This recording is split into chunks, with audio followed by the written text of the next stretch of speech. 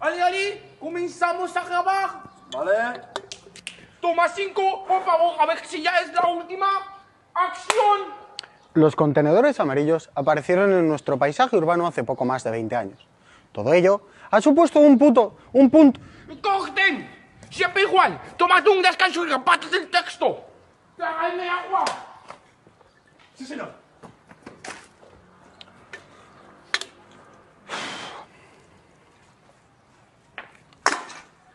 ¿Cómo se nota que te gusta la pasta, eh? ¿Lo que dices, pringao?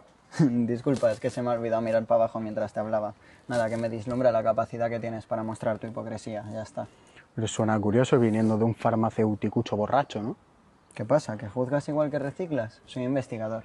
Por cierto, me parece increíble que con lo que te gusta el dinero no sepas que podrías ganar 59 millones al año con latas bebidas en España.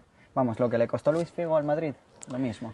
Me estás vacilando, ¿no? O sea, eso es mucha pasta. Sí, y además podrías invertirlo en ciencia y tecnología, con lo que ganarías más pasta y además mejorando el mundo. Tú solo mira a tu alrededor, simplemente no hay un contenedor para las latas. Pongamos que lo que me estás diciendo es verdad, que lo dudo bastante. Yo dejo ahora mismo mi trabajo y me voy contigo a acompañarte a tu aventura por una lata.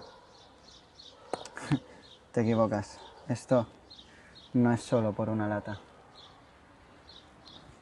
Aquí, continuamos grabando. Esto nos pasa por contratar actores baratos.